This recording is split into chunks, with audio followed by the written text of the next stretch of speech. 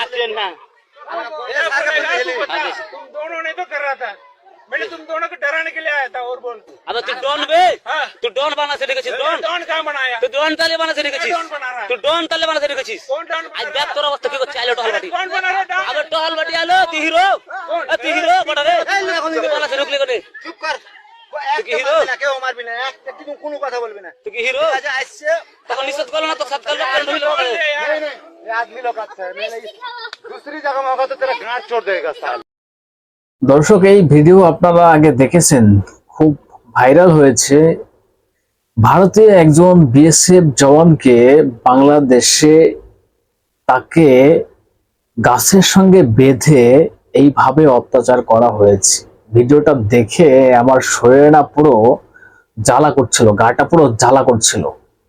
যে কি বলবো, এর থেকে মানে দুঃখের, লজ্জার, অপমানের আর কিছু হতে পারে না যে একজন ভারতীয় জওয়ানকে এইভাবে বাংলাদেশিরা গাছের সঙ্গে বেঁধে তাকে অত্যাচার করছে। এটা ভাবা যায়? এটা মেনে নেওয়া যায়? কি ভেবেছে বাংলাদেশিরা, কি ভেবেছে বাংলাদেশের সরকার যে এইভাবে ভারতীয়দেরকে অত্যাচার করব? প্রিয় দর্শক, আমি নয়ন রায়, আপনারা দেখছেন হাবড়া টিভি। দর্শক, কারো পাঁচাটার সুযোগ নেই, পাঁচাটা আসেন। অথেন্টিক বাস্তব রিয়েল কথাটা বলছি, যেটা সত্য সেটাকে স্বীকার করতে হবে, অন্যায়ের বিরুদ্ধে প্রতিবাদ করতে হবে। অন্যায়ের বিরুদ্ধে আমাদের প্রতিবাদ চলছে, চলবে। তবে আপনাদের বলবো চ্যানেলটা সাবস্ক্রাইব করে পাশে থাকুন, সঙ্গে থাকুন। দর্শক, এবার পয়েন্টে আসি। ভারতীয় জওয়ানরা কি এতটাই দুর্বল যে বাংলাদেশের কাছে তারা এইভাবে মাথা নত করছে বা তাদেরকে ধরে নিয়ে গাছের সঙ্গে বেঁধে রেখেছে? মানে এর থেকে লজ্জার আমাদের কি আছে বলুন তো? যে ঘটনাটা ঘটেছে, বিএসএফ ওখানে না ঢোকে গুলি চালিয়ে দিতে পারতো। আমি কেন বলছি কথাটা, তার আগে আমি বলি, এই ঘটনাটা ঘটেছে বাংলাদেশের চাঁপাইনবাবগঞ্জ যেটা আছে সেখানে, এবং আমাদের বঙ্গে যেটা মালদা মুর্শিদাবাদ যেখানে ওই বাংলাদেশের অপোজিট সাইড, সেখানে এই বিএসএফ জওয়ানের বক্তব্য আপনারা শুনলেন প্রথমেই, যে আমি তো তোমাদেরকে মানে ভয় দেখানোর জন্য এসেছিলাম। মানে ভয় দেখাতে দেখাতে বাংলাদেশ ঢুকে পড়েছে। ঘটনাটা ঘটেছে হচ্ছে যে কয়েকজন নাকি ভারতের ঢুকে পড়েছে, সেখানে আমাদের বিএসএফ জওয়ানরা তাদেরকে মানে তাড়া করে করে বাংলাদেশের দিকে ঢুকাচ্ছিল আর কি, ঢোকানোর চেষ্টা করছিল। আর তারা করতে করতে বাংলাদেশ ঢুকে যায় এবং সেখানে তাকে ধরে ফেলা হয়। ধরে ফেলে তার অস্ত্র কেড়ে নিয়ে তাকে কলা গাছের সঙ্গে বেঁধে এইভাবে অত্যাচার করা হয়। আমি একটা কথা বলতে চাই, ভারতীয় বিএসএফ, আমাদের বিএসএফ জওয়ানরা তো এতটা দুর্বল নয়।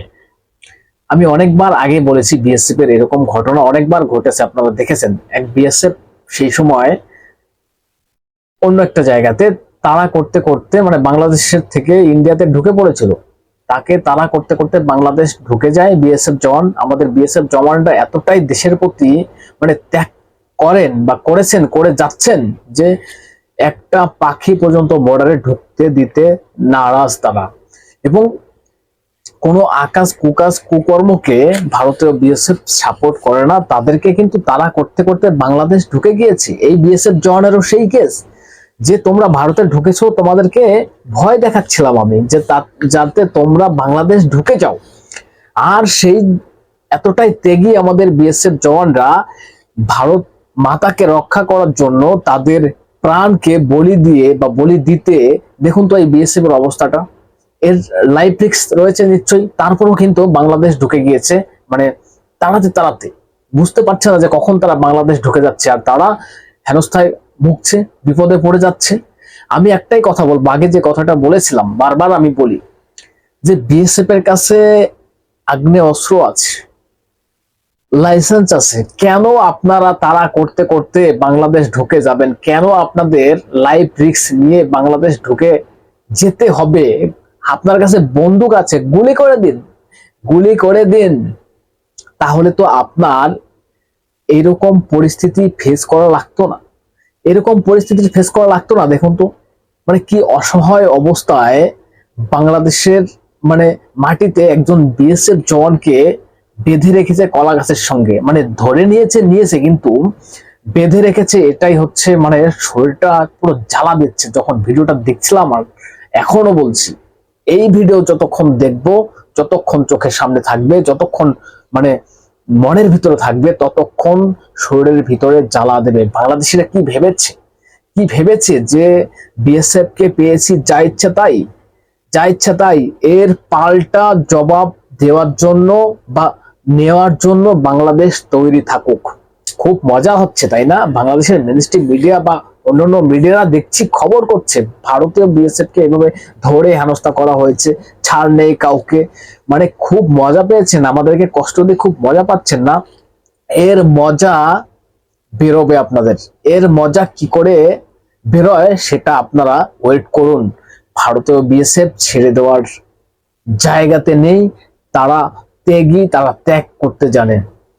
চাইলেই কিন্তু বিএসএফ জওয়ান গুলি চালিয়ে দিতে পারতো। কেন চালায়নি? যাতে তাড়িয়ে দেই, লাইফটা বেঁচে যাক। বাংলাদেশের এরকম অনেক ঘটনা ঘটছে যে ভারতের সীমান্তে ঢুকে এসে যখন বিএসএফ ধরে ফেলে তখন বলা হয় এই জমির কাজের জন্য এসেছি, এই অমুকের জন্য এসেছি, তমুকের জন্য এসেছি, আসবে অন্য কাজে। কিন্তু ধরা যখন পড়বে তখন বলবে এই কাজে সেই কাজে। আমি বারবার একটা কথাই বলি, এই বিএসএফ জওয়ান যারা এখন বিপদের মুখে পড়েছেন, তাদের এই বিপদের মুখে পড়তে কেন হবে? গুলি চালিয়ে দিন যে কটা, বা যারা আসবে তাদেরকে একদম গুলি চালিয়ে মেরে দিন। কেন আপনাদের এরকম লাইফ রিস্ক নিয়ে ছুটতে হবে বাংলাদেশের দিকে? এখন আপনাদের পরিস্থিতি এরকম হবে? এর জবাব আমরা দেখতে চাই। এর জবাব আমরা যতদিন না দেখতে পাবো ততদিন আমাদের শরীরের রক্ত ঠান্ডা হবে না ঠান্ডা। এই ভিডিও দেখা যায় না। ভারতীয় বিএসএফ বা ভারতীয় জওয়ানদের উপরে এইভাবে অত্যাচার বাংলাদেশিরা কি ভেবেছে? যা ইচ্ছে তাই মাতবাড়ি ধরে নিয়ে গিয়ে বেঁধে রাখবো। কি বলবো দর্শক, এগুলো দেখা যাচ্ছে না। আমরা এর পাল্টা চাই। বিএসএফ যেন এর পাল্টা দেয়।